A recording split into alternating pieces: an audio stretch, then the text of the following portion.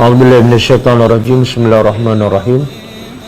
Alhamdulillahi rabbil alamin. Nahmaduhu wa nasta'inu wa nastaghfiruh. Wa na'udzu billahi min syururi anfusina wa min sayyiati a'malina. May yahdihillahu fala mudilla lahu wa may yudlil fala hadiya lahu. Asyhadu an la ilaha illallah wahdahu la syarika lah wa asyhadu anna Muhammadan abduhu wa rasuluh. Subhanaka la ilma lana illa ma 'allamtana innaka antal alimul hakim. Allahumma 'allimna ma yanfa'una wanfa'na bima 'allamtana wa zidna ilma. Allahumma ati anfusana taqwaha wa zakkiha anta khairu man zakkaha anta waliyuha wa maulaha. Rabbi yassir wa la tu'assir, Rabbi tammi bil khair amma ba'du.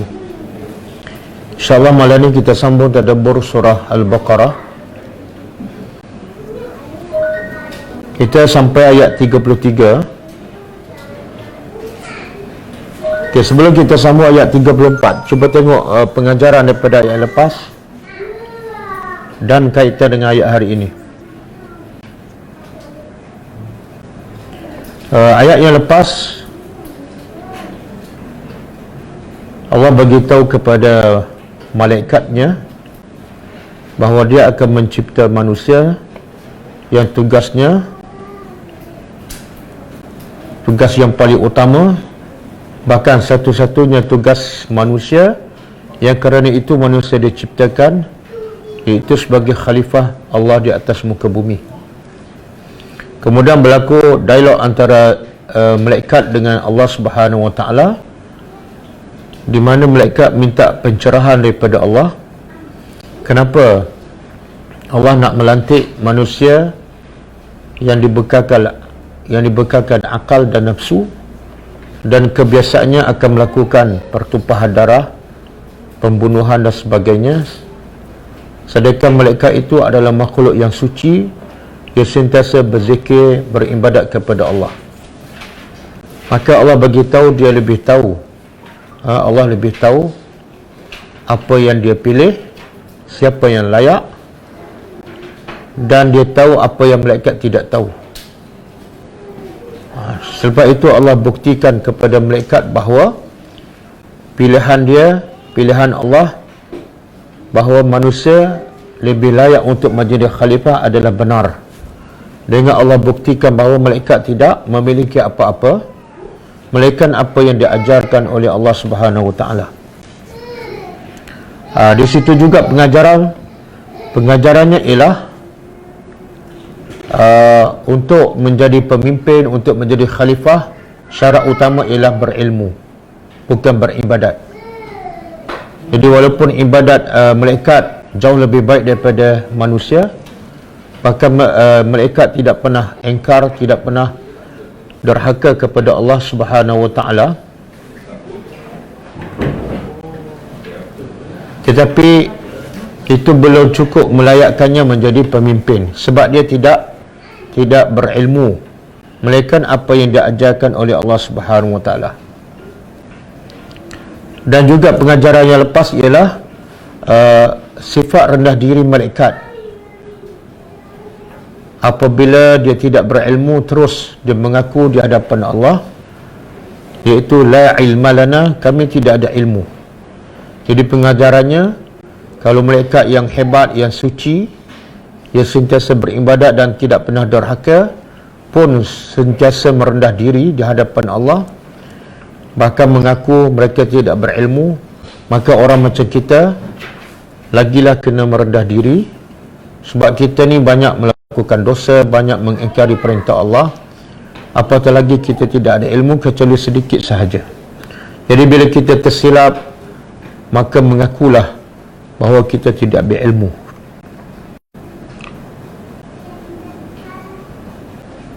Pengajaran yang lepas juga boleh kita nak menguji manusia setakat mana tahap ilmunya sebagai prasyarat untuk dilantik di tempat yang sepatutnya ataupun untuk dilantik sebagai pemimpin. Sebagaimana Allah menguji malaikat setakat mana ilmu dia, sehingga terbukti bahawa malaikat tidak layak untuk menjadi khalifah Allah di atas muka bumi. Dan juga pengajaran yang lepas, malaikat adalah makhluk yang berakal. Malaikat boleh menyembunyikan apa yang dia nak sembunyikan dengan izin Allah, dan boleh menzahirkan apa yang dia nak zahirkan dengan izin Allah. Itu sebagai bukti malaikat adalah berakal, sebagaimana Allah sebut dalam ayat 33, wa a'lamu ma tubduna wa ma kuntum taktumun. Allah kata, aku tahu apa yang kamu zahirkan dan apa yang kamu sembunyikan. Okey, ayat hari ini Allah nak menceritakan lagi tentang kelebihan manusia, yang kerana itu Allah memilih manusia sebagai khalifahnya di atas muka bumi. Jadi kita tadabbur. A'udzubillahi minasyaitonir rajim. Wa iz qulna, dan sebagaimana kita dah jumpa banyak kali ayat yang bermula dengan is. Kaedah bahasa Arab, dan disebut dalam kitab tafsir, bila ada is bermakna ada satu perkata yang sebelum tu, iaitu uzkuru. Uzkur ataupun uzkuru. Jadi terjemahannya, dan ingatlah. Allah perintah kepada siapa ni? Uzkur, ingatlah. Kepada? Bukan. Uzkur, ingatlah kepada Nabi Muhammad. Itu kemuliaan Nabi Muhammad, sehingga Allah nak bagi itu pada Nabi. Dan bila Allah begitu, benda yang mulia, benda yang ada pengajaran, benda yang baik, pastilah diberitahu kepada orang yang mulia. Jadi pengajarannya pada, kalau orang tu mulia, maka ceritalah cerita yang mulia. Bila kita cerita benda yang tak ada faedah tu, itu menunjukkan orang tu tak mulia. Ada kursi lagi? Malah ni full lah. Kenapa full lah? Ada makan ke sebab tak ada bor lah? Oh, tak ada bor lah. Okey. Dan ingatlah, is ketika mana? Qulna, Allah kata pada Nabi Muhammad, ingatlah ketika mana? Qulna pada? Kami berkata, lil malaikah, kepada para malaikat.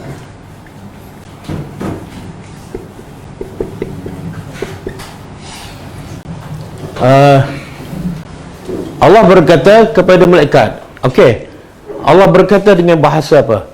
Adakah dengan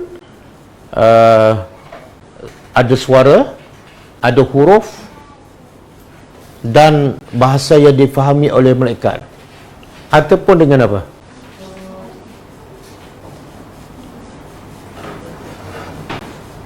Kalau orang tanyalah, Allah bercakap dengan malaikat ni dengan bahasa apa? Huruf apa? Ada suara tak? Nak jawab apa? Apa dah? Ada suara. Huruf ada?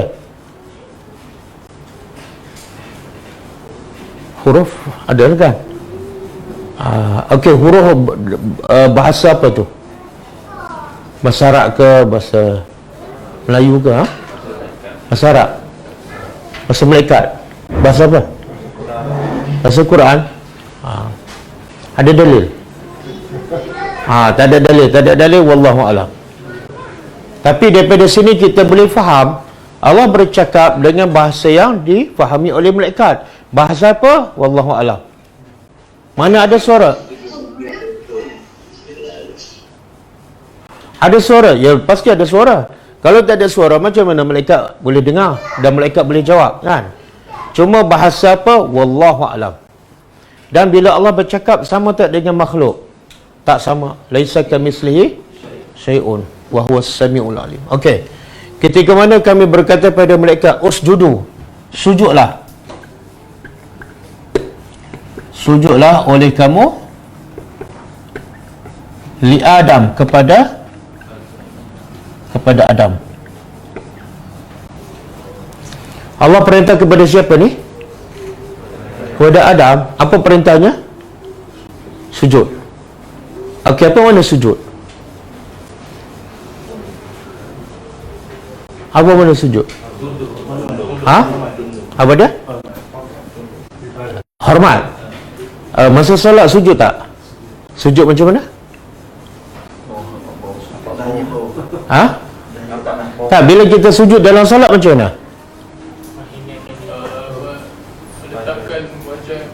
Bila sujud dalam solat, muka letak kat tempat kaki lah. Itu makna sujud.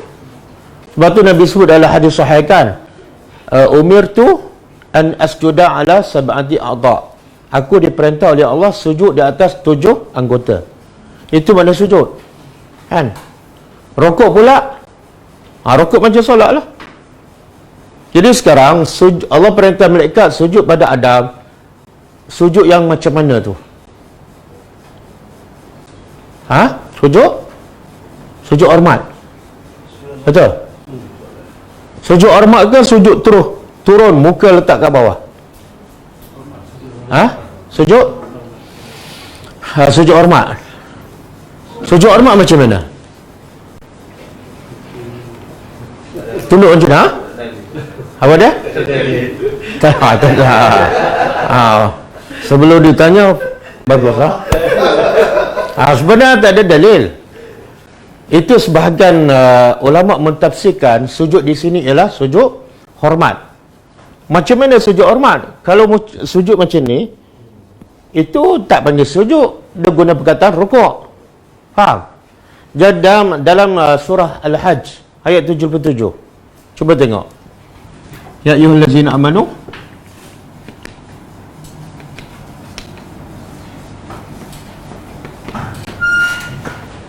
Apa dia?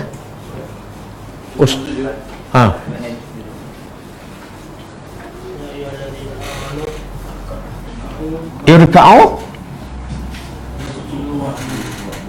Apa dia? Tak ada irka'u. Irka'u kemudian wasjudu wa'budu. Okey. Cuba terjemah. Ya ayyuhallazina amanu, wahai orang beriman, irka'u, rukuk, wasjudu. Jadi Allah bezakan antara sujud dengan rukuk. Dan Al-Quran diturunkan dalam bahasa Arab, dan bahasa Arab difahami oleh orang Arab. Jadi bila Allah sebut rukuk, mereka faham. Macam tu kan. Bila Allah sebut sujud, mereka faham, iaitu muka letak di kaki lah. Jadi bila Allah perintah malaikat sujud kepada Adam, ada dua tafsiran. Pertama mengatakan sujudnya adalah sujud hormat. Tapi ada dalil? Tak ada dalil. Tafsir ulama. Kenapa ulama mentafsirkan sujud hormat? Sedangkan dari segi bahasa, sujud ialah letak muka ke kaki. Kenapa ulama mentafsirkan? Ini bukan saya nak komen ulama ni, saya cerita apa ulama yang cakap. Kan? Kenapa ulama mengatakan sujud ini adalah sujud hormat? Sebab mereka mengatakan makhluk tak boleh sujud pada apa hukum makhluk sujud pada makhluk? Syirik. Sebab tu dia kata ini bukan sujud yang sebenar. Ini adalah sujud hormat. Tapi berlaku di situ pada penukaran makna sujud. Hanya kerana nak mengelakkan daripada silap faham. Boleh faham? Okey. Tafsir yang kedua, sujud di sini adalah sujud betul lah. Sujud yang difahami dari segi bahasa, iaitu meletakkan muka di tanah kan. Jadi macam mana pula kan haram makhluk sujud pada makhluk? Okey, jawapannya ialah bila Allah sujud makhluk kepada makhluk haram. Tapi bila Allah perintah, benda yang haram jadi halal. Sekarang malaikat sujud pada Adam kerana Adam Tuhan ke ataupun sebab Allah yang suruh? Bukan syirik lah. Bahkan itu adalah ibadat. Boleh faham? Tafsiran kedua tak perlu tukar makna. Tafsiran kedua, yang pertama kena tukar makna. Betul? Mana lebih selamat? Tafsiran kedua. Sebagai contoh lain, bunuh anak halal ke haram? Dosa kecil ke dosa besar? Tapi Allah perintah Ibrahim bunuh anak. Masa tu Ibrahim bunuh ke Ibrahim tak bunuh? Dia nak bunuh kan? Dosa besar ke ibadat? Subhanallah. Jadi ibadat ni apa makna ibadat? Apa saja yang Allah suruh, dia adalah ibadat walaupun asalnya haram. Boleh faham? Tapi sekarang boleh tak kita sujud pada makhluk? Tak boleh. Sebab apa? Tak ada perintah. Perintah sujud makhluk kepada makhluk hanya khas kepada malaikat sahaja. Boleh faham?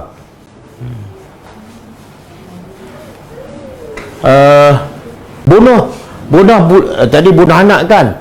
Bunuh budak kecil yang tak berdosa, halal ke haram? Dosa kecil ke dosa besar? Dosa besar. Tapi Khidir bunuh tak budak kecil? Masa tu dia buat benda yang haram ke dia buat yang ibadat? Sebab apa? Sebab Allah yang suruh. Okey, boleh. Okey. Fasajadu, lalu mereka sujud. Siapa yang sujud ni? Malaikat.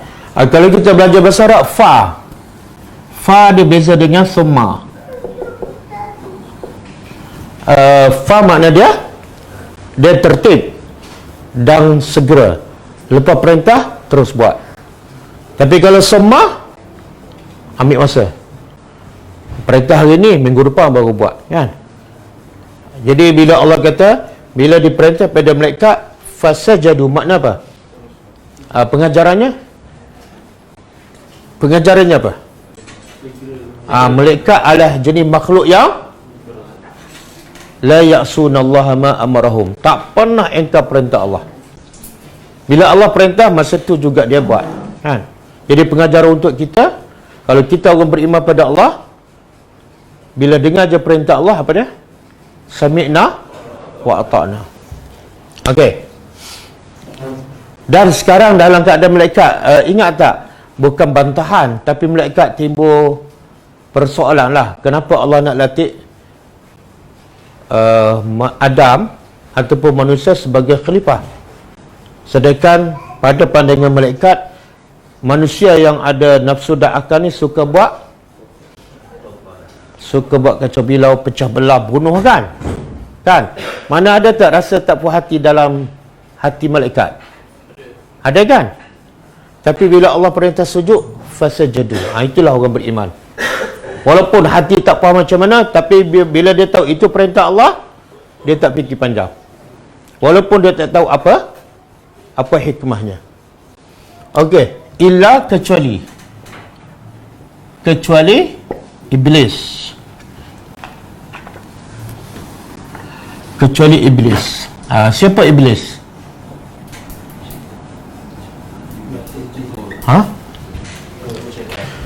Siapa dia?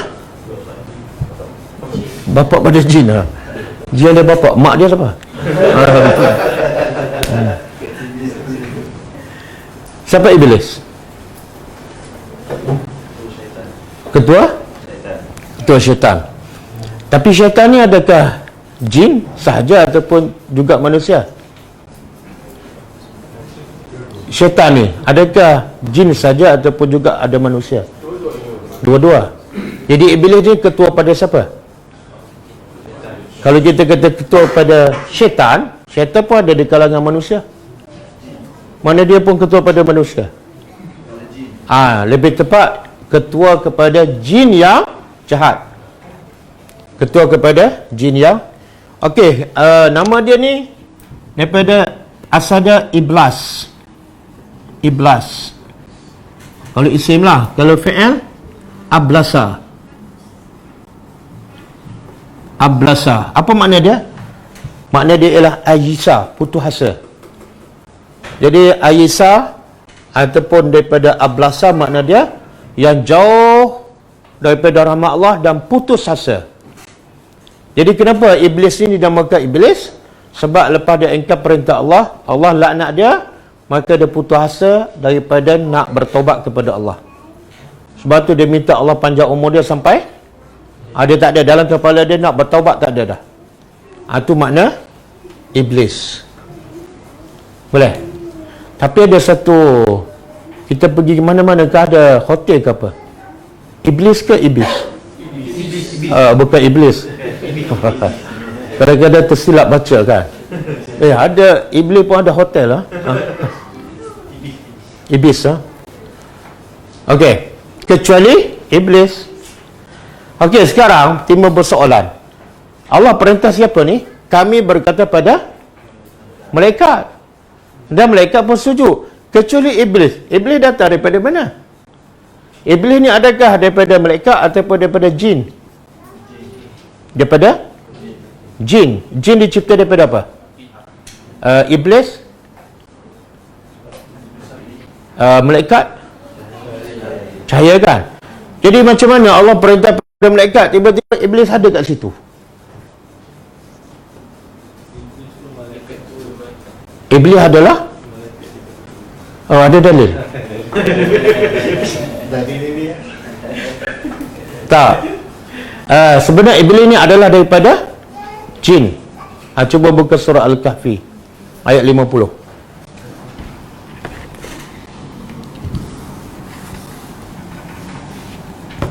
Iblis daripada jin, dicipta daripada api. Ayat 50. Apa dah ayat tu? Wa iz qulna lil malaikati isjudu li Adam fasajadu illa iblis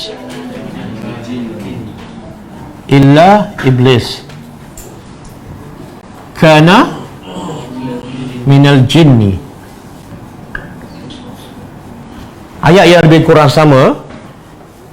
Semua sujud kecuali iblis. Kemudian Allah beritahu kana minal jin, adalah iblis itu daripada jin. Ini yang cukup jelas. Iblis daripada kalangan jin, bukan daripada malaikat. Okey? Tapi soalannya, kenapa iblis duduk bersama malaikat?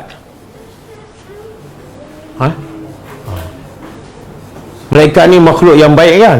Iblis ni makhluk yang, macam mana dia boleh masuk kumpulan malaikat? Sebab dia lama beribadat pada Allah. Lepas tu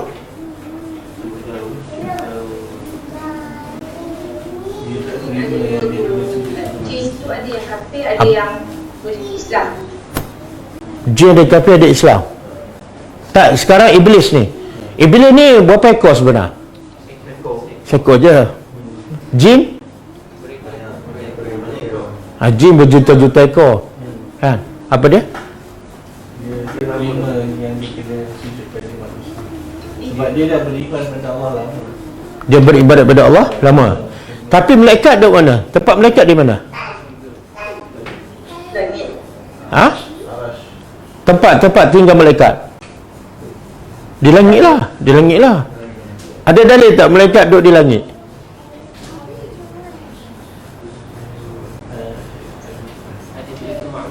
Apa dia? Hadis?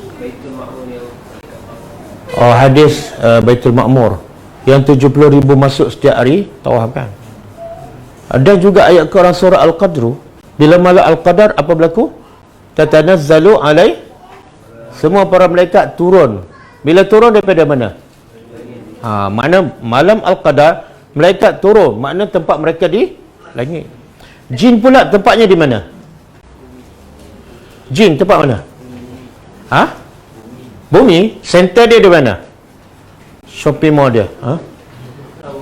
Kat laut, tengah laut. Okey? Kan? Jadi sekarang Allah perintah pada malaikat, malaikat duduk kat langit. Macam mana iblis yang sepatut duduk kat bumi ada bersama? Wakil jin. Memperkenalkan manusia. Sebelum peristiwa ni dia dekat surga tak? Dekat syurga? Iblis sampai malaikat kat langit. Belum lagi. Belum lagi. Tak, orang pertama masuk syurga siapa? Adam. Ni ayat ni belum lagi masuk syurga ni. Apa dia wakil apa? Wakil jin. Wakil daripada jin duduk bersama malaikat. Kenapa? Allah nak kenalkan manusia yang bakal duduk di bumi nanti. Waalaikumsalam warahmatullahi wabarakatuh. Kenapa dia bergaul dengan malaikat? Kenapa tak bergaul dengan sama-sama jin? Allah angkat sebab dia berilmu. Sebab dia berilmu. Jawapan tu saya nak kata salah pun mungkin betul. Nak kata betul pun dalil tak ada.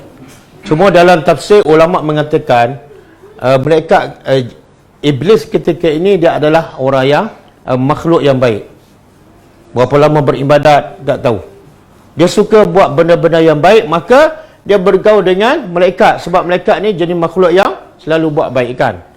Jadi masa Allah perintah tu, iblis ada bersama malaikat. Okey.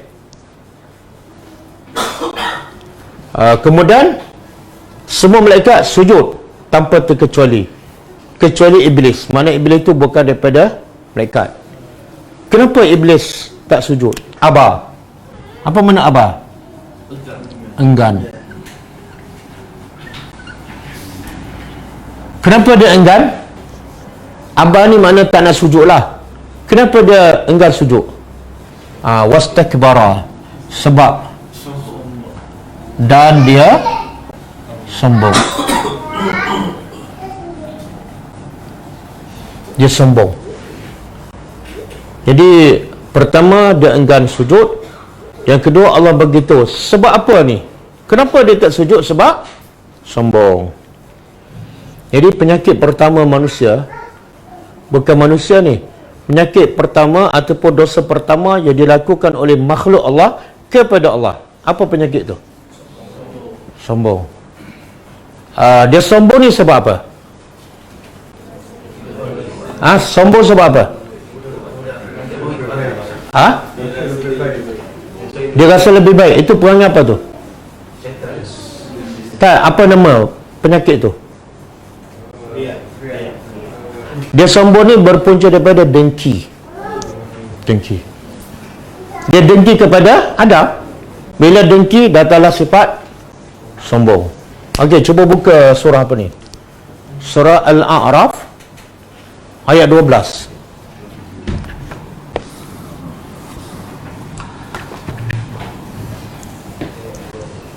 Ayat dia lebih kurang macam ni di awal. Wa iz qulna lil malaikati isjudu li adama fasajadu illa iblis. Lepas tu? Lam yakun minas sajidin. Lepas tu? Tengok qala ma mana'aka. Apa dia? Allah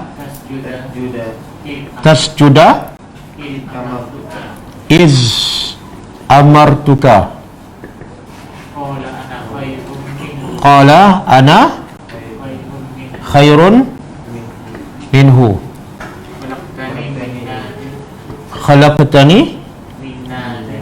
khalaqtani min narin wa khalaqtahu min tin. Tengok bila Allah perintah sujud semua, iblis tak sujudkan. Allah tanya lagi. Allah nak tanya, nak pastikan apa sebab iblis tak sujud. Qala, Allah berkata, ma mana'aka. Cuba terjemah. Apa yang menghalang kau? Allah tasjuda, sehingga engkau tidak sujud. Iz amartuka, ketika mana aku dah perintah jelas kepada engkau. Apa sebab ni? Kita kalau kita suruh anak dia tak dengar, kita tanya tak, kenapa tak dengar cakap abah? Ataupun kita pukul terus? Tanya dulu, bapak yang baik lah tu. Bapak yang baik. Jadi Allah tanya, pasal apa kamu tak nak sujud ni? Aku dah perintahkan. Tengok jawapan. Jawapan iblis, qala ana khairu minhu.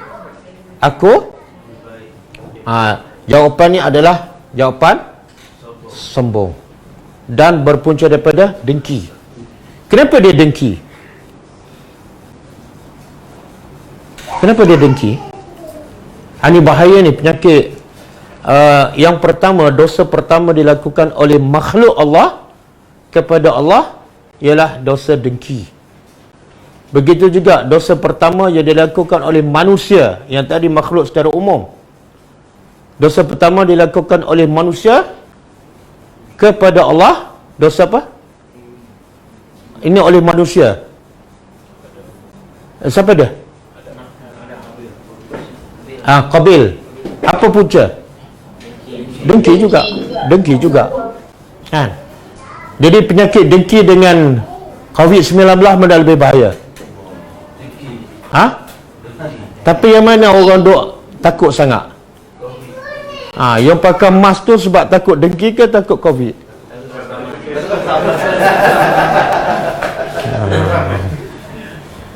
Ramai yang pakai mask tapi dengki kan? Dengki pada orang. Dia kena sama, orang lain tak kena sama, dia dengki juga kan? Okey. Kemudian dia beritahu, aku lebih baik daripada Adam. Sebab apa? Siap dia beritahu lagi. Khalaqtani, engkau mencipta aku dari api, dan wa khalaqtahu min apa sebenarnya yang iblis nak bagi kepada Tuhan ni? Sepatutnya dia cukup macam ni je, aku lebih baik daripada Adam, cukup. Tapi dia detailkan lagi. Apa maksud dia lebih baik daripada Adam? Iaitu ialah dia lebih baik itu sebab apa? Kiasannya ialah api dengan tanah. Maknanya dia pakai apa tu? Pakai logik akal. Sebab tu Allah kata apa? Wa kana minal kafirin. Dia adalah daripada makhluk yang kafir. Apa menjadikan dia kafir?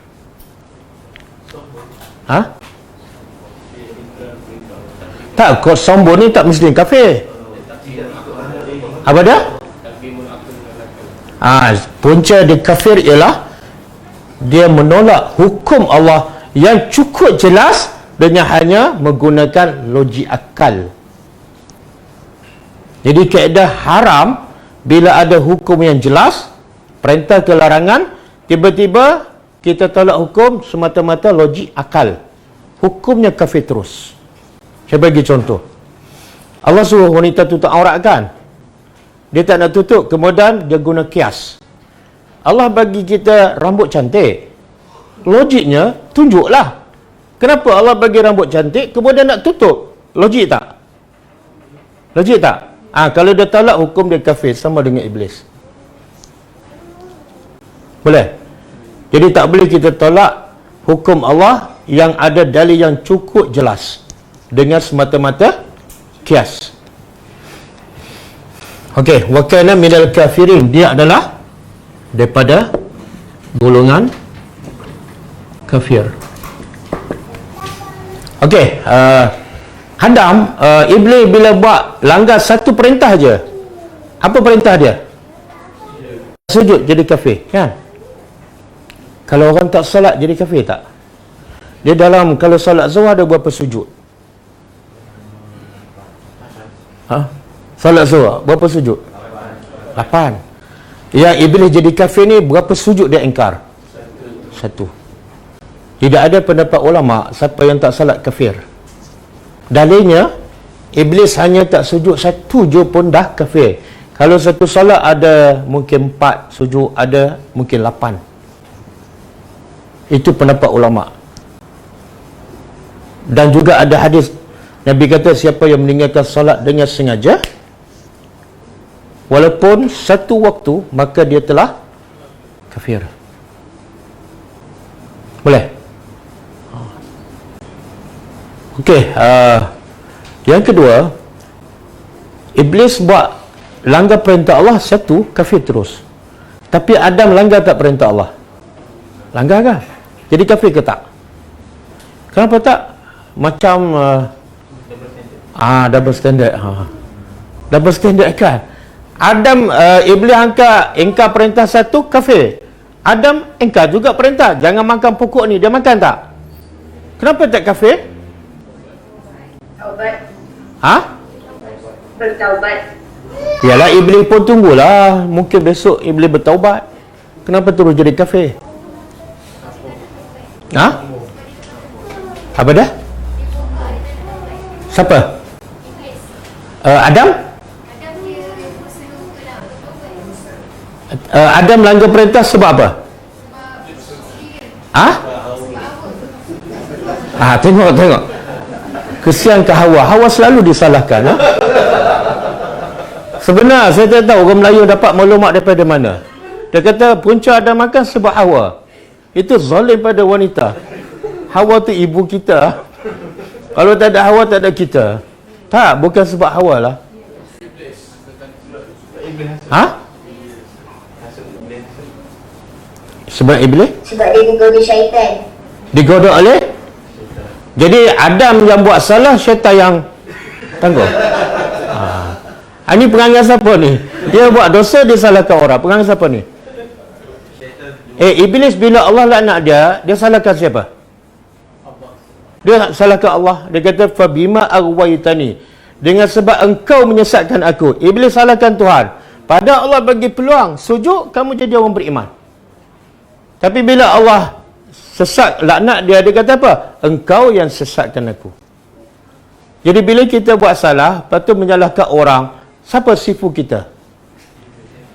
Iblis lah. Jangan salahkan. Sebab itulah Adam, bila dia buat salah, dia tak salahkan Iblis, betul?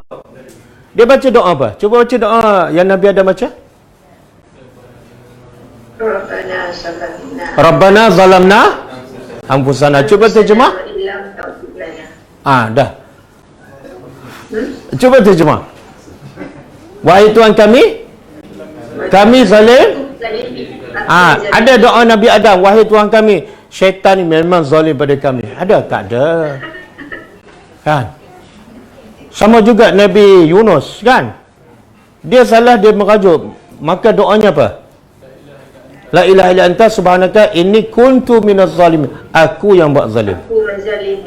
Syaitan ni tak boleh memaksa kita buat salah. Dia cuma hanya menghasut, menggoda. Yang akhirnya buat keputusan siapa? Kan? Kadang-kadang kita solat lambat, kita kata celaka syaitan. Asyik melambatkan solat aku je. Kan? Okey. Jadi soalan dia, kenapa Iblis buat dosa terus kafir, dan kenapa Adam buat dosa tak kafir? Dan jelas-jelas tadi Ustaz cakap sebab Iblis tu dia menyalahkan Allah. Bukan, Iblis dia buat dua perkara, dia taat dan sombong. dia sombong. Dia taat dan sombong. Taat dan sombong. Okey, Adam? Tak sombong. Saya nak tanya, Adam masa buat dosa dia rendah diri tak? Rendah diri je makan buah. Ada? Tak ada. Dia mengaku sejarah, dia tak sombong. Ada. Dia taat. Dia mengaku. Tak, punca sebenar yang Iblis menjadi kafir ni sebab punca dia buat salah, iaitu satu, dia tolak perintah Allah jelas, tapi dia tolak. Yang kedua, dia sombong. Okey, tengok apa sebab Adam buat salah. Cuba buka surah Taha ayat 115.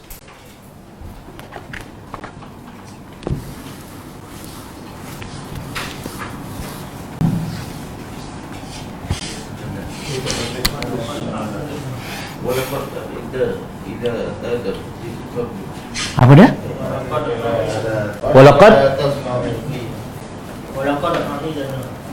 Walaqad ahidna ila Adam min qablu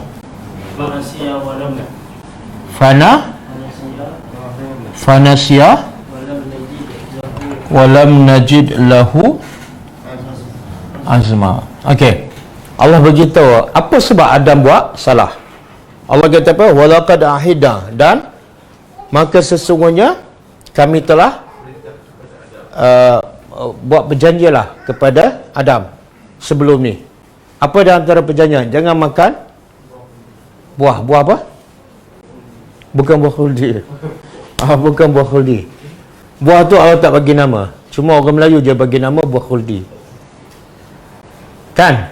Kemudian Allah kata apa? Fanasia. Lalu dia ini sebab dia. Kalau kita buat dosa sebab terlupa, tak jadi kafir. Dan bukti Adam terlupa betul. Lepas dia teringat, terus dia bertobat. Sebab tu tak kafir. Tapi Iblis buat dosa lupa ke tak? Tak. Terang-terang. Abah. Kemudian tambah satu lagi, sombong. Sebab tu daripada sini ulama buat kaedah. Siapa yang menolak hukum Allah kerana sombong, boleh jadi kafir. Dan siapa yang melanggar perintah Allah dalam keadaan dia tak sedar ataupun terlupa, tak salah. Dia kena segera bertobat dan jangan ulang. Saya bagi contoh kan. Dia tak nak solat. Dia kata apa? Apa solat-solat ni? Bukan kaya pun. Kafir. Tapi kalau B dia kata apa? Saya bukan tak nak solat, tapi malas. Jadi kafir tak?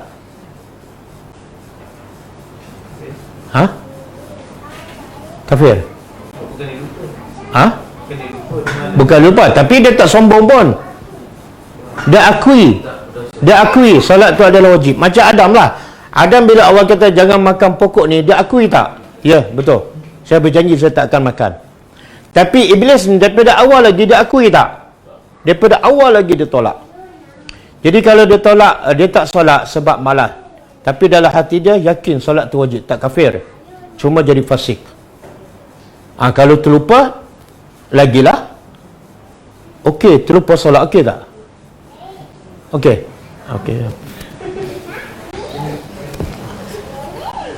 Okey. Tanda orang tu terlupa ialah bila dia ingat, terus bertaubat.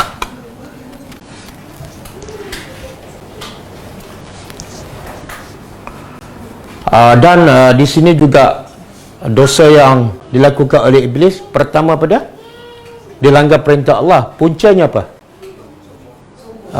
Dan sebelum sombong, dengki. Dia sombong ni, Adam ni, Iblis dia sombong kepada siapa?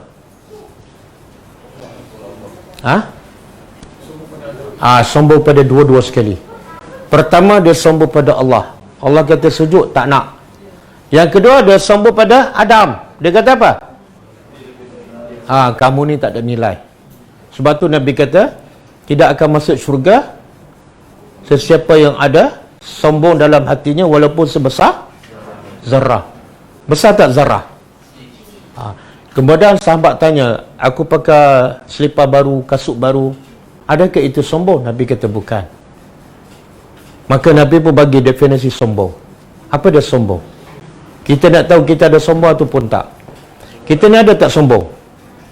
Ada ke tak? Kalau tak mengaku tu, adalah tu sombong. Apa definisi sombong? Menolak? Nabi kata Al-kibru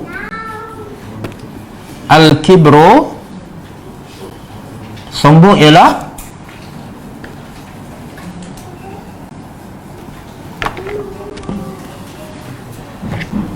batarul haq wa ghamtun nas.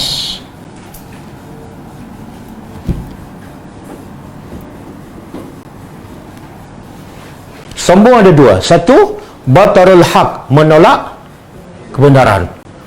Iblis tolak tak kebenaran? Ini dia sombong dengan siapa? Allah. Dan kalau kita tolak sunnah Nabi, kita sombong dengan siapa?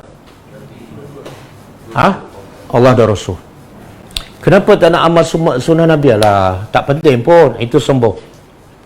Okey, yang kedua, ghamtun nas, mana merendahkan orang. Apalah puak-puak tu tak boleh pakai. Itu sombong. Kadang-kadang jumpa orang miskin, dia pelekehkan orang miskin kan. Jadi sombong ni ada dua. Satu sombong dengan Allah dan Rasul. Yang kedua sombong dengan manusia. Iblis ada tak kedua-dua? Ada. Sebab tu jadi kafir. Boleh? Jadi ada tak sifat sombong dalam diri kita? Ada. Betul? Saya nak tanya, orang yang tak nak tadabbur Al-Quran, sombong tak dengan Tuhan? Sombong tak? Sombong lah. Dia boleh baca ayat-ayat manusia, dia boleh baca novel, boleh tengok movie kan berjam-jam. Tapi nak faham ayat Allah tak nak. Sombong tak dengan Tuhan? Sombong. Okey. Tak nak belajar sunnah Nabi, sombong tak dengan Nabi? Sombong. Dah belajar sunnah Nabi, tak nak hafal, sombong tak? Sombong. Dia lagu dia hafal macam-macam, lancar pula tu. Okey. Kemudian Allah kata waqulna, dan kami berkata, ya Adam, wahai Adam, uskun apa dia? Tinggal. Anta, engkau ni siapa? Adam. Wa zawjuka, dan zawj dalam bahasa Arab ini pasangan. Kalau zawj umumnya adalah pasangan, tapi kalau nak sebut isteri tambah ta, zawjah. Ada ta. Ni isteri. Dia kalau Allah nak gunakan pasangan zawj, kan? Ini mufrad. Kalau jamak apa dah? Pasangan-pasangan kami. Azwaj. Apa doa yang kita selalu baca dan ada perkataan pasangan-pasangan?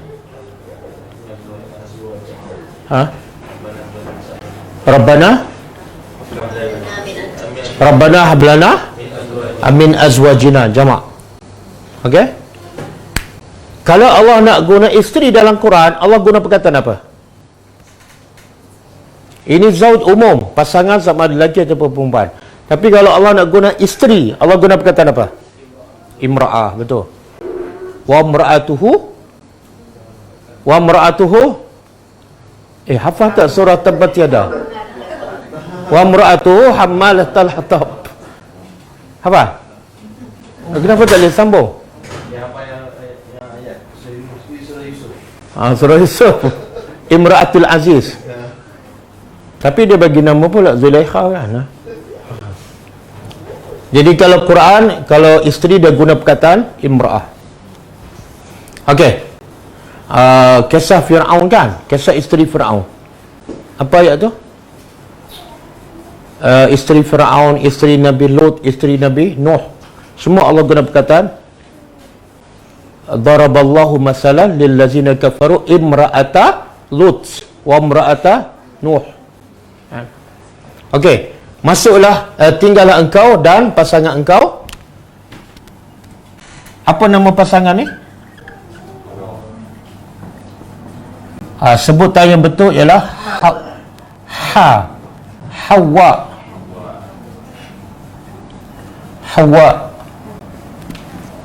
Bukan Hawa. Orang Melayu sebut apa? Hawa macam ni kan? Salah ni. Dua-dua tu makna yang sangat berbeza. Kalau Hawa makna apa? Hawa nafsu. Kalau Hawa berasal daripada perkataan apa? Berasal daripada perkataan hayatun, hidup. Kenapa Hawa dinamakan hidup? Ada pendapat mengatakan sebab dia dicipta daripada Adam yang hidup. Ada pendapat mengatakan sebab Hawa tu adalah ibu kepada makhluk manusia yang hidup. Okey?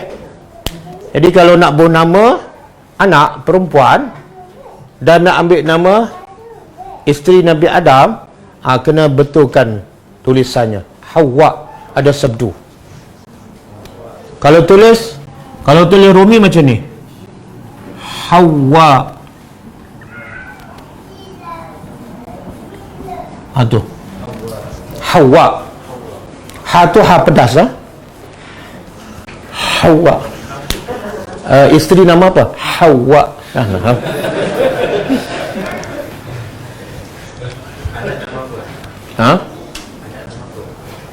Hawa. Okey. Tinggallah dalam surga. Okey, isteri Adam ni bila diciptakan dan di mana? Ya? Di mana? Disebut dalam kitab Taurat dan disebut dalam kitab tafsir, Hawa ni dicipta dalam syurga. Jadi di sini uskun tu mana? Adam masuk dulu, lepas tu barulah diciptakan Hawa ketika Adam berada dalam syurga.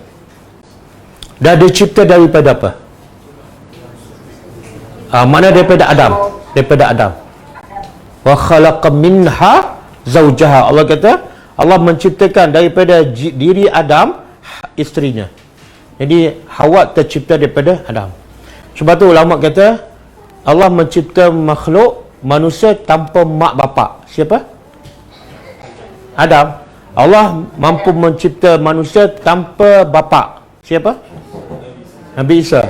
Allah juga mampu mencipta manusia tanpa bapa. Tanpa mak. Hawa lah. Bapa tu adalah, bapa dia adalah Adam, sebab dia lahir daripada Adam. Jadi boleh tak anak kahwin dengan bapa? Boleh ke tak? Kalau tak boleh, sah tak perkahwinan Hawa dengan Adam? Perintah Allah. Perintah Allah. Bila perintah Allah, jadi? Kena ikut. Satu. Yang kedua, kalau Adam tak kahwin dengan Hawa, Adam nak kahwin dengan siapa lagi? Ada tak wanita lain? Mana ada? Dan sebab itulah anak Adam yang lelaki pula kahwin dengan adik-beradik. Boleh tak kahwin dengan adik-beradik? Sekarang tak boleh. Zaman Nabi Adam boleh. Sebab apa boleh? Sebab tak ada sepupu, tak ada dua pupu. Okey. Jadi masuklah engkau dan pasangan engkau ke dalam syurga. Okey, syurga mana ni? Syurga ni kat mana ni? Syurga yang kekal yang disebut dalam Quran ataupun syurga yang lain? Apa dia? Syurga mana ni? Syurga ya? Syurga Firdaus. Tapi ada orang kata syurga ni bila boleh masuk? Syurga yang kekal abadi itu bila boleh masuk? Setelah kiamat, setelah berlaku hisab. Dan orang pertama akan masuk syurga siapa? Rasulullah, bukan Adam. Satu. Yang kedua, syurga yang kekal, syurga yang ada masuk ni, Iblis masuk tak? Iblis ni manusia yang makhluk yang baik ke makhluk yang jahat? Okey, syurga yang kekal ni boleh tak makhluk jahat masuk? Tak boleh. Syurga yang kekal bila masuk boleh keluar lagi tak? Tapi ada bila masuk keluar tak? Keluar. Okey, syurga yang kekal ada tak satu pokok ke dua pokok yang tak boleh makan? Tak ada, semua boleh kan? Jadi sebenarnya ada masuk syurga mana ni? Syurga sementara kat mana? Kat mana ni? Apa dia? Sebelah syurga tu lah. Syurga tu pun kita tak tahu kat mana. Dia sebenarnya ada dua pendapat. Pendapat jumhur as-salaf, majoriti salaf, syurga ni adalah syurga yang kekal. Sebab apa? Bila Allah sebut syurga, tak ada syurga lain lah. Kalau kita nak kata syurga lain, ada bukti? Tak ada. Boleh faham? Okey, kalau mereka mengatakan syurga yang kekal, macam mana Iblis boleh masuk? Macam mana ada pokok yang tak boleh makan? Macam mana ada masuk, keluar balik? Nak jawab apa? Dia kalau guna logik akal, kita akan jadi macam Iblis. Faham? Jawapannya apa dia? Untuk yang masuk syurga tak keluar tu bila? Bila masuk setelah kiamat, setelah berlaku hisab. Ada masuk belum berlaku kiamat. Jadi keluar tak ada masalah. Yang Iblis masuk tu Allah nak benarkan. Kan syurga tu milik Allah. Allah Maha berkuasa. Jangan kita persoalkan. Ada pokok yang tak boleh makan kan? Sebab Allah nak uji Adam. Jadi Allah Maha berkuasa. Okey. Tapi ada pendapat sebahagian ulama lah, termasuk Syekh Mutawalli Sya'rawi, dia kata syurga ni bukan syurga yang kekal. Hujah dia apa dah? Yang tadi lah. Habis syurga kat mana? Syurga kat dunia. Kat mana? Wallahu a'lam. Okey? Jadi kita ambil tafsir majoriti ulama salaf, iaitu syurga ni syurga yang betul lah. Kenapa Allah masukkan Adam ke syurga? Sebenarnya Allah dah beritahu tak sebelum ni? Allah cipta Adam untuk apa? Sebagai khalifah di bumi. Kenapa masuk ke syurga? Kalau khalifah di bumi, terus hantar ke bumi lah.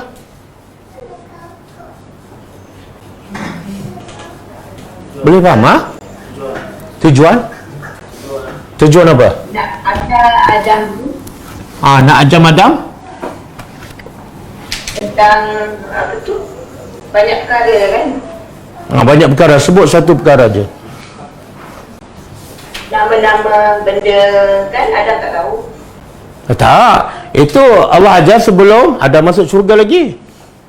Nak ajar benda tu tak payah masuk syurga.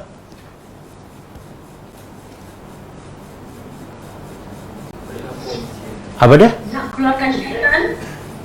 Sebab itulah ada orang kata kan, Adam dikeluarkan daripada syurga, dihantar ke dunia sebab dia buat salah. Sebab dia makan pokok. Betul ke salah? Betul ke salah? Kenapa salah? Sebab Adam dicipta Sebab Allah, salah lah. Sebab Allah beritahu awal lagi, aku cipta Adam untuk jadi khalifah di atas muka bumi. Jadi Adam buat salah ke tak salah, dia memang kena turun ke bumi. Satu. Yang kedua, Adam lepas buat salah, dia ada bertaubat tak? Allah dah terima taubat dia. Jadi bukan sebab dia makan buah tu dia diturunkan ke bumi, bukan. Sebab nak jalankan tanggungjawab sebagai khalifah. Jadi soalnya kenapa Allah masukkan Adam ke dalam syurga? Ini pendapat ulama lah. Sebenarnya Allah nak tunjuk pada Adam, tempat kamu yang sebenar, yang asal, kampung kamu asal di sinilah. Allah nak bagi Adam nampak ni. Tapi aku hantar ke dunia sebagai ujian. Kalau lulus, baru boleh balik kampung asal kamu. Sebagai nak tunjuk pada Adam, inilah kerana syurgalah aku cipta kamu. Tapi sebelum masuk ada proses ujian. Di mana? Kat dunia. Dan sebab itulah untuk jadi khalifah di atas muka bumi perlu pada latihan. Dan Allah latih Adam di dalam syurga. Apa latihan tu? Latihan nak jadi khalifah di atas muka bumi, Allah latih Adam masa kat syurga. Apa latihan tu? Latihan tugas sebagai khalifah. Betul? Pertama sekali apa dah? Perintah nak jadi khalifah. Pertama sekali ikut perintah aja. Apa perintah Allah? Pertama, Allah kata tinggal dalam syurga. Yang kedua, perintah apa? Makan apa saja, perintah. Kemudian yang kedua, tugas khalifah apa dah? Jangan buat benda yang haram. Allah larang tak? Jangan makan buah kan. Yang ketiga, latihan ketiga, bila buat salah, terus bertobat. Bila dah cukup 3 latihan, Allah kata okey, keluar, pergi ke bumi. Boleh? Susah tak perintah Allah?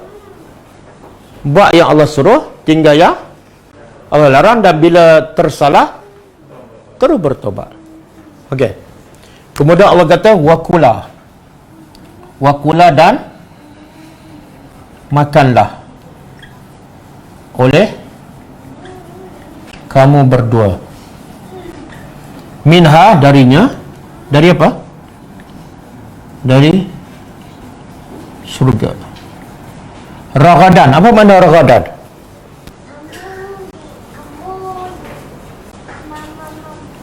Apa makna ragadan? Makan dengan ni ragadan ni Allah nak bagi tahu makan kat dunia berbeza dengan makan di syurga. Makan kat dunia rasa apa? Kita makan kat dunia sebab lapar kan. Yang kedua bila makan kenyang kan.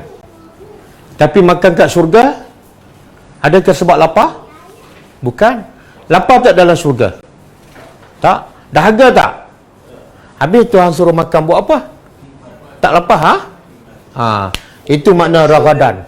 Makanlah kamu berdua daripada syurga dengan kelazatan. Dengan kelazatan.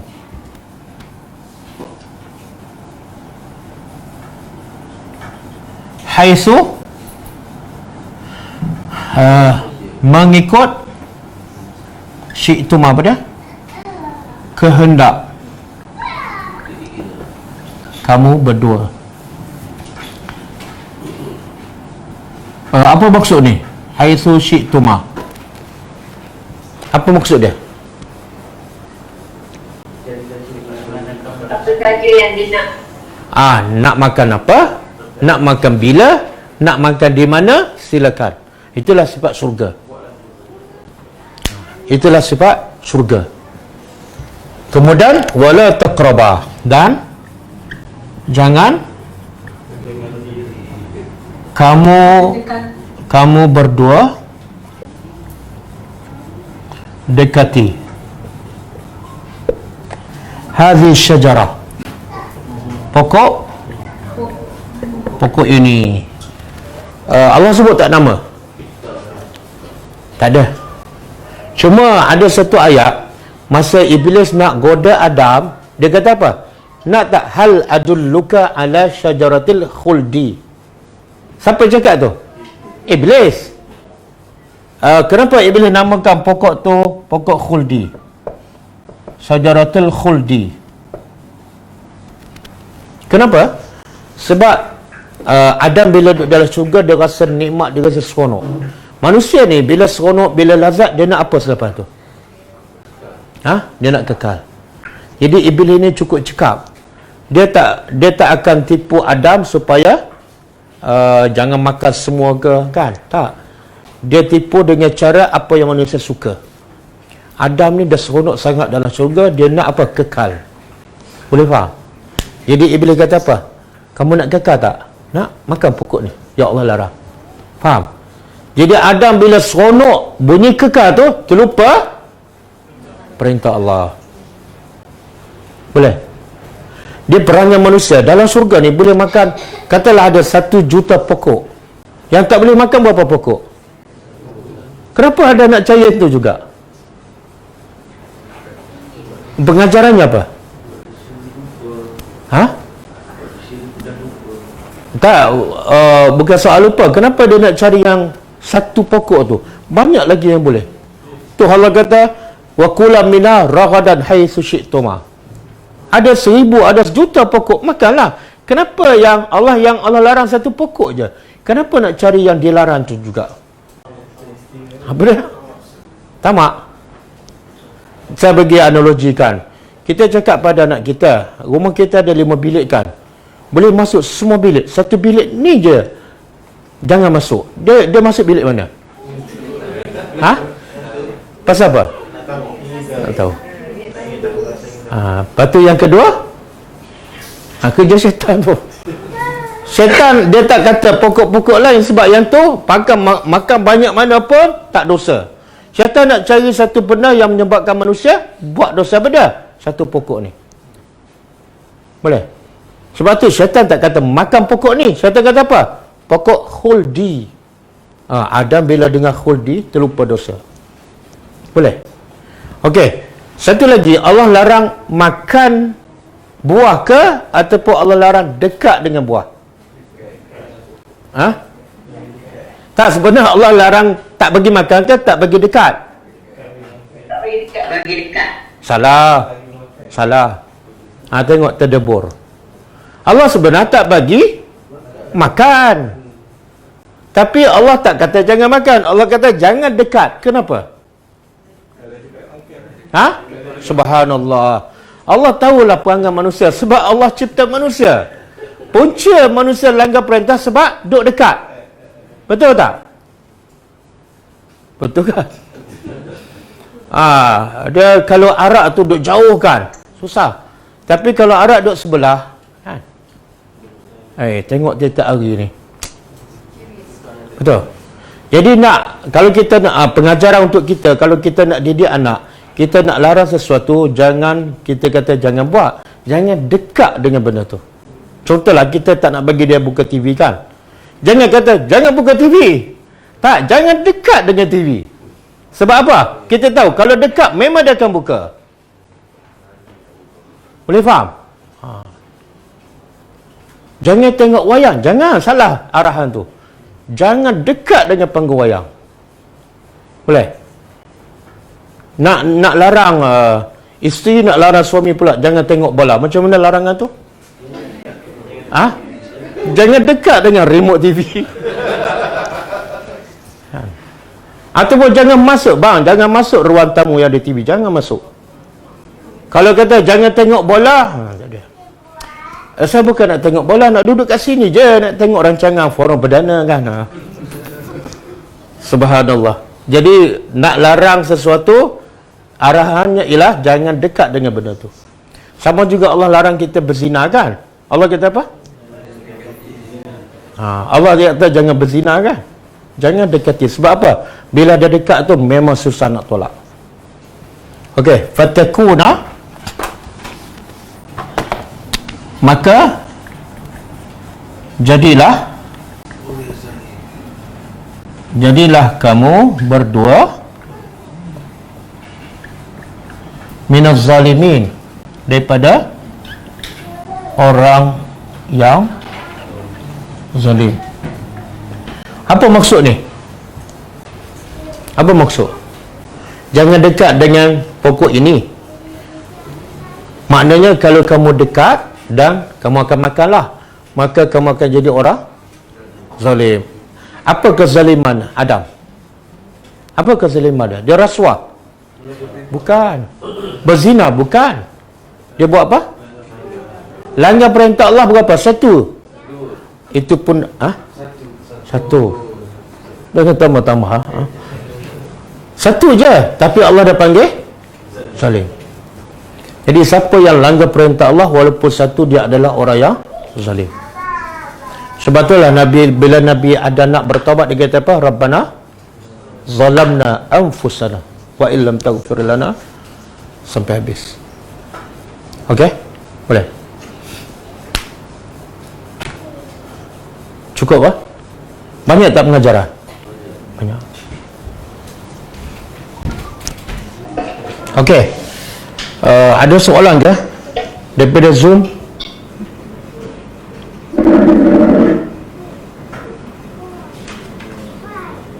Ada soalan daripada Datuk Farid, Ustaz. Ya. Apakah cara-cara kita boleh menghilangkan sifat sombong ataupun takbur?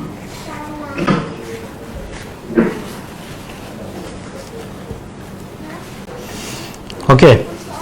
Dia punca manusia sombong ni apa dia? Dengki. Punca dengki. Banyak ada Allah sebut dalam Quran asal kejadian manusia. Contoh surah Al-Insan kan. Inna khalaqnal insana min nutfatin amsyajin kan. Banyak Allah sebut kami cipta manusia daripada tanah, daripada air mani yang hina kan. Sebenarnya Allah nak beritahu inilah punca manusia sombong. Sebab dia tak sedar asal kejadian dia. Satu, dia diciptakan. Bila dia diciptakan, makna apa? Allah kata khalaqna, kami cipta kamu. Makna kamu ni adalah makhluk. Bila kita makhluk, makna apa? Kita dicipta. Makna apa? Kita lemah lah sebab kita tak ada apa-apa. Buktinya kita dicipta.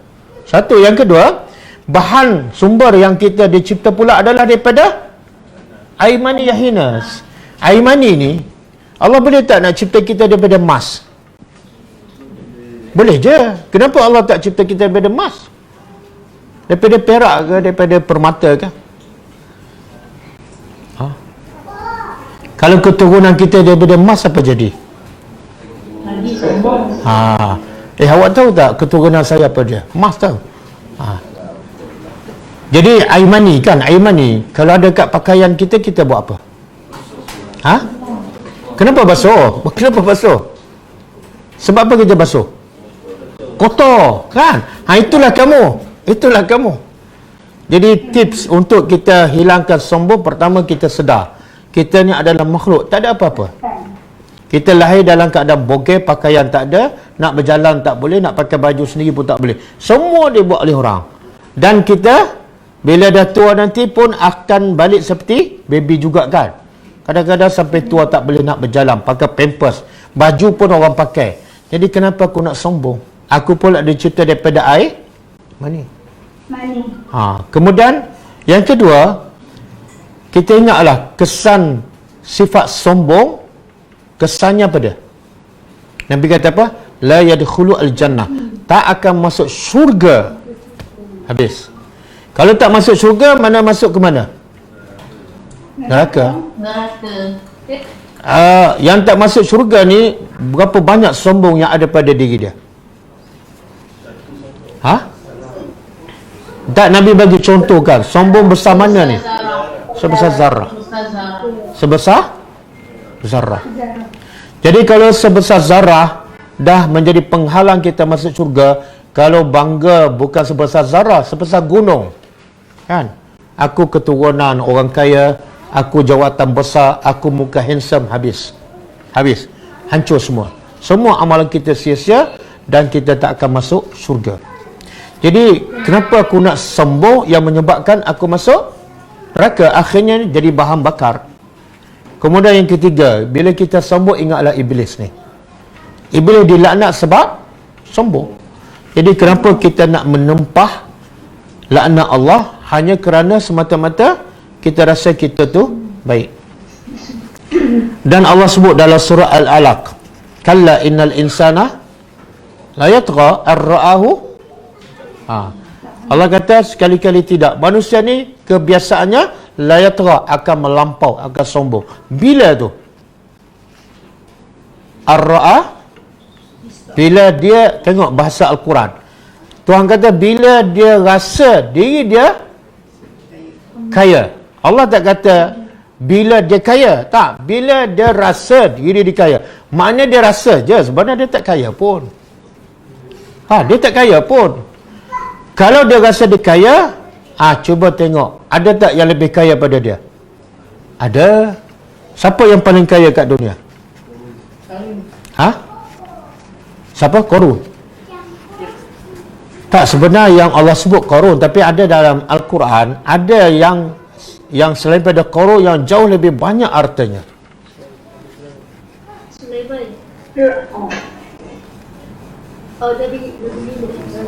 Tak, dalam ayat tu tak sebut siapa. Cuma mengatakan ada yang sebelum Qarun yang jauh lebih banyak harta, tapi tak sebut siapa. Jadi tengok, kita dengan harta Qarun jauh, Qarun lebih banyak kan. Jadi apa nak sombongkan? Jadi kalau kaya itu satu sifat yang mulia, maka orang yang paling mulia ialah Qarun lah. Betul tak? Kalau kaya itu mulia, orang paling mulia Qarun lah, bukan aku. Sebab Qarun jauh lebih kaya daripada aku. Dan satu lagi, kalaulah kaya itu satu benda yang dimuliakan, maka Nabi tak mulialah. Sebab Nabi kaya ke miskin? Miskin. Bahkan kebanyakan para Nabi miskin. Kebanyakan para Nabi kerja apa? Gembala kambing, tukang besi. Saya nak tanya, kalau kita tengok orang gembala kambing, kita rasa dia hebat tak? Kalau saya lah, orang kata, Ustaz selain mengajar, ada kerja apa? Adalah bela kambing. Orang tak mulia tak? Apa dah? Tengok kambing apa? Jemana Fari apa? Tak, secara umumnya, kalau bela kambing orang pandang rendah. Betul tak? Tapi tahu tak kita, kebanyakan para Nabi, kerja dia bela kambing. Hina ke mereka? Tak. Jadi kemuliaan tu bukan kerana kekayaan. Kemuliaan tu kerana takwa. Allah kata apa? Inna akramakum indallahi atqakum. Orang yang paling mulia bukan yang paling kaya, bukan yang paling besar jawatan, tapi yang paling bertakwa. Paling bertakwa. Okey, ada soalan lain?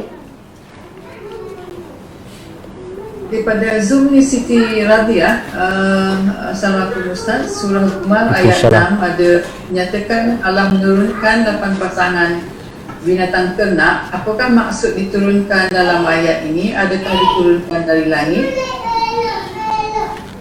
Surah apa tu? Az-Zumar Ayat? ayat 6. Surah Zumar surah yang keberapa? 39. Sekejap.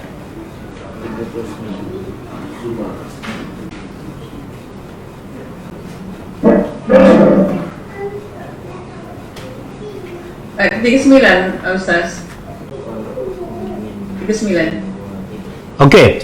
Dalam tafsir As-Sa'di dia mengatakan wa anzala lakum minal an'am, Allah menurunkan untuk kamu daripada binatang.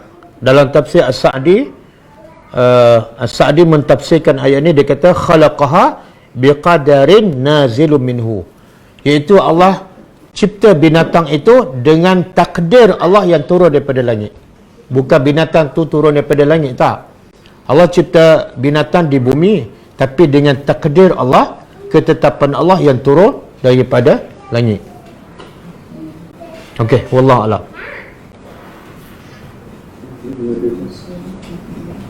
Ada lagi soalan?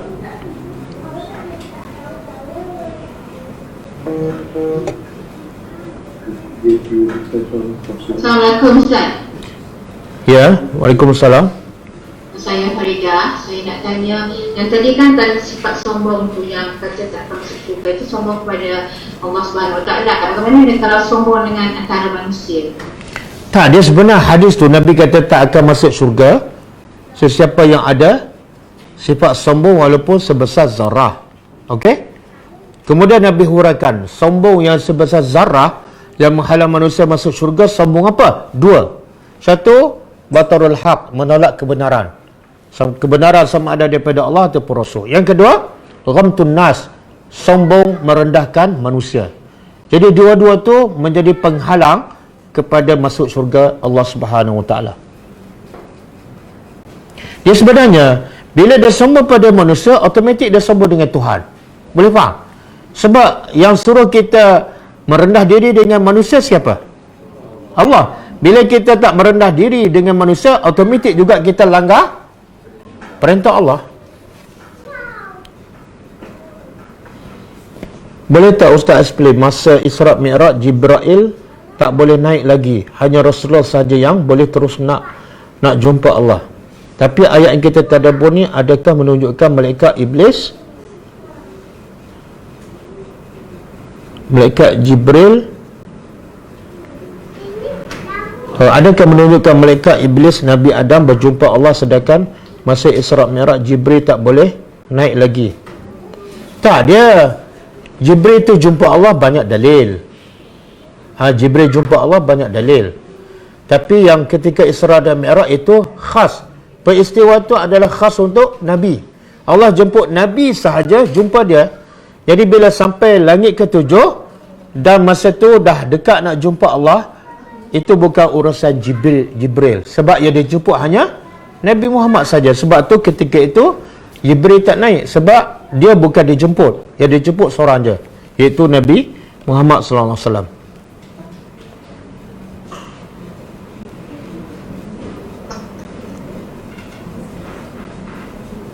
Ada soalan lagi? Betulkah apa yang berlaku kepada Nabi Adam dan Hawa itu dah ditakdirkan?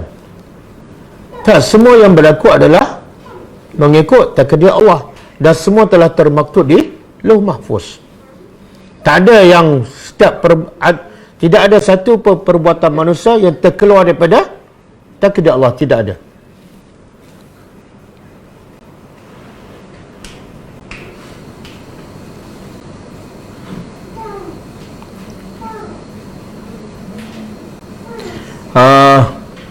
Ustaz, adakah doa yang boleh diamalkan untuk bersabar? Ada dalam Quran. Boleh buka surah ni.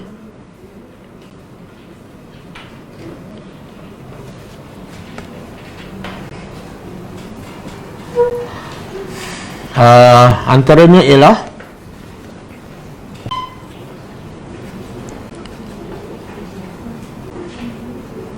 muka surat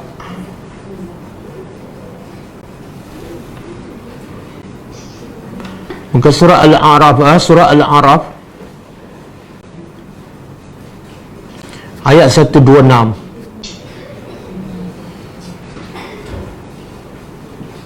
Surah Al-A'raf ayat 126. Kita ambil yang hujung. Rabbana afri' alaina sabran wa tawaffana musliman. Wahai Tuhan, limpahkan kepada kami sabran, kesabaran. Dan wa tawaffana musliman. Wafatkan kami dalam keadaan kami Islam. Ambil yang hujung Rabbana. Begitu juga dalam surah Al-Baqarah. Surah Al-Baqarah ayat 250. Ini kisah Jalut dan Talut. Kita boleh ambil doa bahagian hujung tu. Rabbana afri' alaina sabran wa sabbit aqdamana wansurna 'alal qaumil kafirin. Jadi jangan ambil semua, ambil bermula daripada Rabbana. Surah Al-Baqarah ayat 250 dan surah Al-A'raf ayat 126.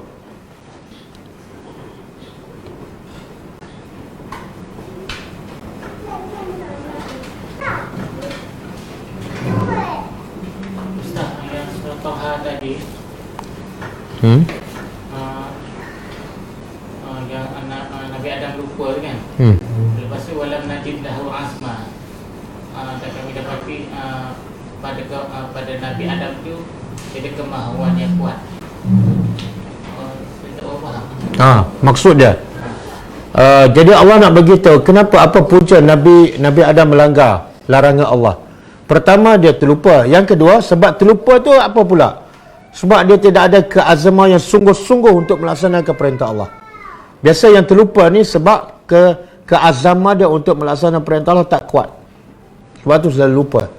Tapi dia Nabi, so dia nampak macam sebab dia Nabi, saya rasa tak sesuai lah. Aku bergaya tak sesuai. Tak sesuai.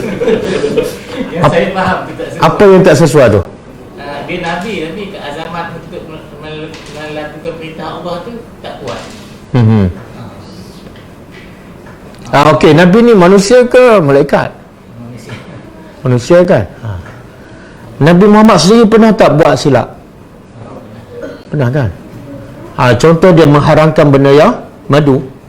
Jadi bila dia pernah buat tu, makna apa? Ada sedikit kekurangan. Makna kesungguhan tu kurang ketika itu. Dan Nabi boleh tak terlupa? Patut tak Nabi ada sifat terlupa? Tak sepatut. Tapi Allah kata tak Nabi ada terlupa.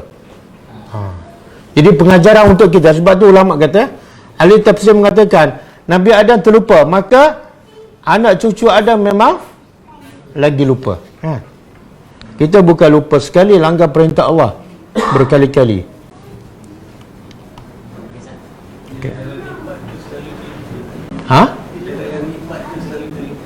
Betul. Itu antara punca Adam sebab seronok sangat. Kita baru masuk rumah baru, mewah kan, ada 10 bilik, ada bidadari pula masa tu kan. Ada satu benda yang dilarang. Terlupa tak? Terlupa.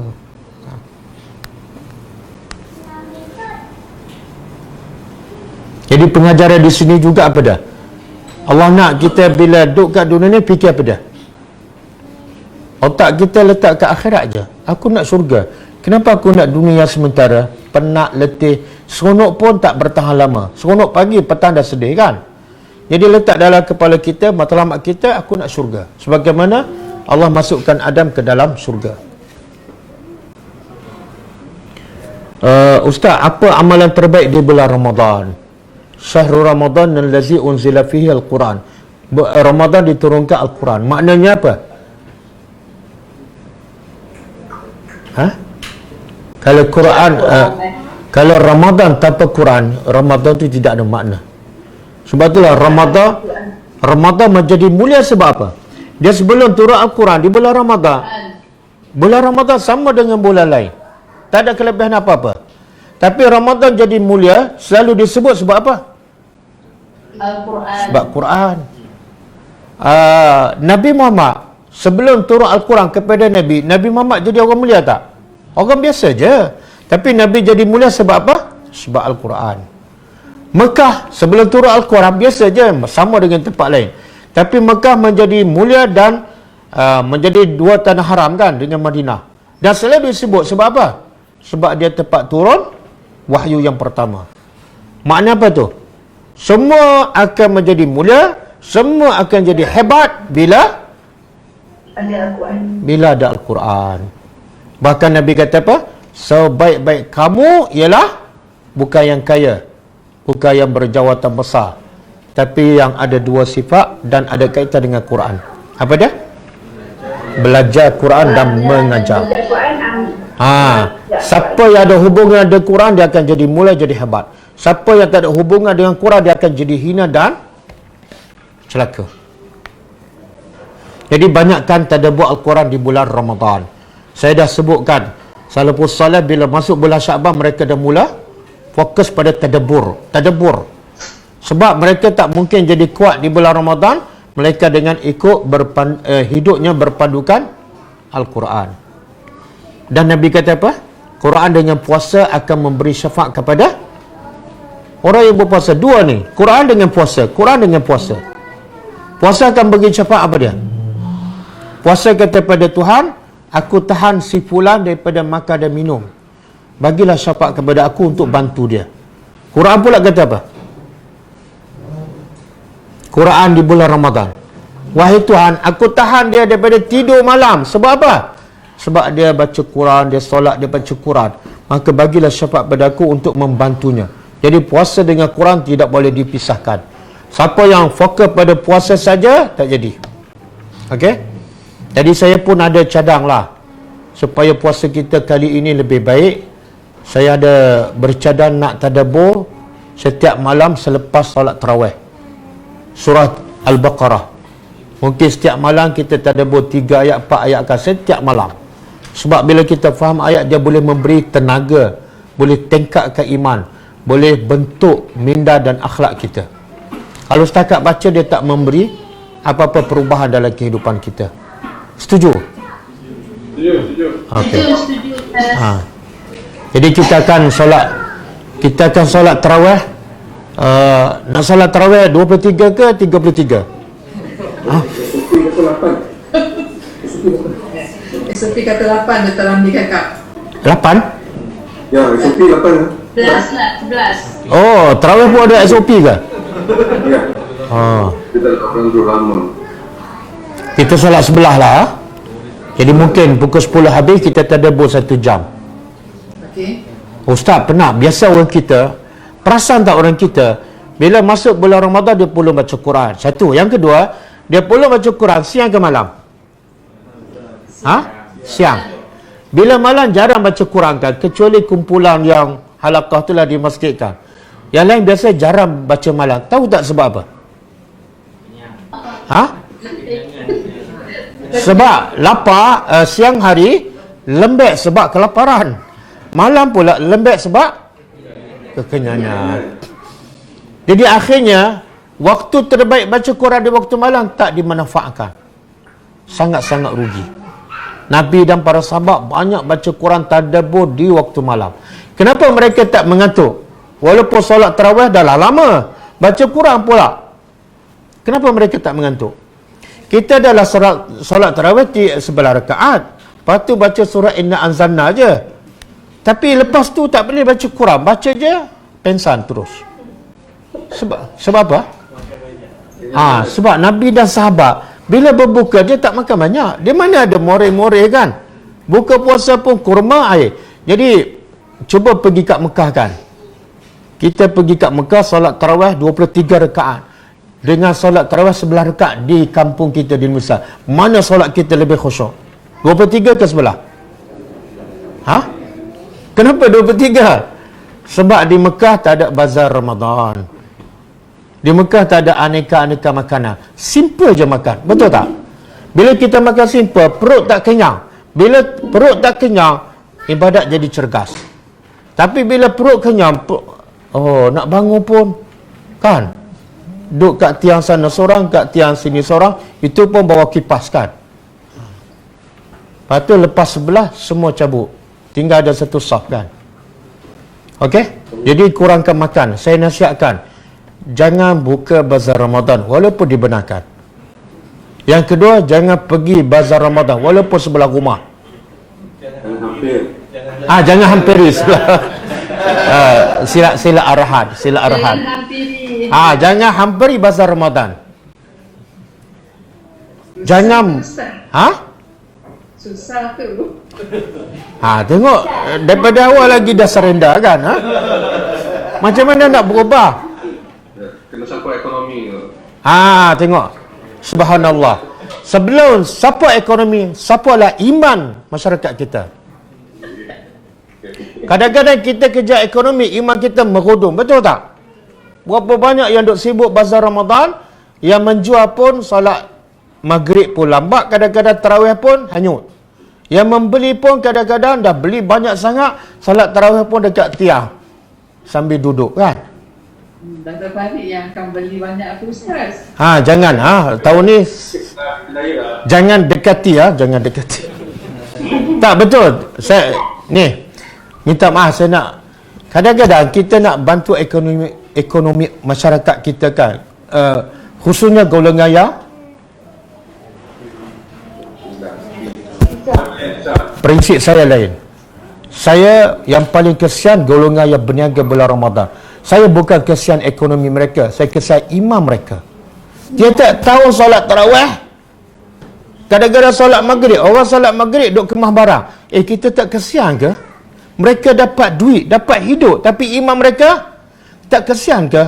Ya Allah, kesian. Bagi saya, rezeki Allah ditetapkan, tapi iman kena cari. Apa guna dapat duit bazar Ramadan, kaya boleh hidup setahun, tapi iman kita hancur kan? Solat tarawih entah ke mana. Awal sikit lah Ustaz. Ya? Apa kena tutup awal lah. Tutup awal pukul 5 balik lah. Cakap kat saya tak ada makna. Dan sekarang kita nak cakap pada peniaga bazar Ramadan tu awak, jangan harap lah. Sebab itu income dia kan. Betul tak? Sebelum zaman-zaman nanti dulu. Zaman-zaman bapak kita, atuk kita dulu kan. Ingat tak? Ada tak bazar Ramadan? Tak ada kan? Ada tak orang mati kebuluran sebab tak boleh buka bazar Ramadan? Ya Allah. Betul tak? Sehat walafiat. Orang kampung kita kerja tetap tak ada, bazar Ramadan tak ada, tapi boleh besarkan anak 10 orang. Betul tak? Dan solat tarawih pun okey. Sahur pun bangun awal. Ya Allah. Betul. Saya minta maaf kepada peniaga bazar Ramadan. Tolonglah kesian pada diri anda. Kita boleh mati bila-bila masa. Sampai bila kita nak kejar duit ni tak jadi kaya pun, betul tak? Sebab itulah kadang-kadang bukan kita tak suka, tapi sebab kita nak mati. Bila mati bukan nak bawa duit, betul tak? Jadi kadang-kadang tak ada bazar Ramadan macam tahun lepas kan. Seronok je masa kita pun jimat. Masa kita jimat kan, tak payah pergi bazar Ramadan. Kenapa tak ada? Duit pun jimat. Betul? Kita makan pun tak banyak sebab tak ada pilihan. Masak banyak pun malas. Jadi banyak masa terjimat, duit terjimat, dan tenaga kita pun dapat simpan untuk solat tarawih yang lebih khusyuk. Jadi kepada peniaga, berniagalah dengan Allah. Fokus baikilah solat kamu. Saya sepatut nak baca ni buku dosa-dosa yang dianggap biasa tapi buku tak bawa. Antara tajuk yang sepatut saya baca malam ni ialah khusyuk dalam solat. Ya Allah, berapa ramai yang khusyuk, solat tak khusyuk tapi duit banyak. Apa makna? Allah kata yang berjaya di akhirat besok orang mukmin yang khusyuk dalam solat. Bila tak khusyuk, habis sia-sia segala-galanya. Wallahu alam. Okey, cukup tak apa, dah apakah sambung. Sambung je. Apakah itu Ustaz nafsu Ustaz? Apa ni? Bazar Ramadan? Niaga. Yalah, semua nafsu lah. Nafsu lah Ustaz ya? Yalah, yang buka bazar Ramadan tu sebab nafsu nak duit. Dan mereka boleh buka bazar Ramadan sebab ada nafsu nak membeli. Betul tak? Kalau tak ada pembeli, orang buka tak bazar Ramadan? Ya. Kalau kita betul, minta maaf, kalau kita betul kita nak bantu orang miskin ke bazar Ramadan, cara terbaik apa dia? Bagi duit pada dia. Kamu jangan buka bazar Ramadan. siapkan diri, belajar agama, tadabbur Al-Quran, pergi masjid awal, solat tarawih bagi khusyuk. Kami bagi duit. Kalau betul nak bantu dia. Ni nak bantu dia tapi agama hancur. Itu bukan bantu. Betul tak? Wallahu alam. Wallahu alam. Makasih Ustaz. Sama-sama. Okey, cukup ah? Ya. Sebab malam ni kita ada more ni jadi kena berhenti awal sikit. InsyaAllah kita besok, saya ulang sekali lagi, besok kita akan buat misi ziarah asnaf di Al-Usta, kemudian ke Penang, kemudian ke Perak, dan juga perjumpaan dengan pelajar-pelajar tadabbur online di sekitar Al-Usta besok. Jadi saya jemput pelajar-pelajar yang ada di sekitar Al-Usta, di Sungai Petani, di Perlis, boleh datang jumpa kita, kita berkenalan sambil kita ziarah asnaf di lepas maghrib besok di Dewan Masjid Sultan Abbahiyah. Kemudian di Penang hari Ahad lepas maghrib juga perjumpaan dengan pelajar-pelajar tadabbur online yang ada sekitar Penang, dan juga kita akan ziarah di siang hari, ziarah asnaf. Kemudian hari Isnin kita ke Perak, insya-Allah. Okey, kita tutup dengan membaca tasbih kafarah. Subhanakallahumma wa bihamdika asyhadu an la ilaha illa anta astaghfiruka wa atubu ilaik. Assalamualaikum warahmatullahi wabarakatuh. كتاب الله ترقى جنانه وتنال عظيم الأجر والغفران.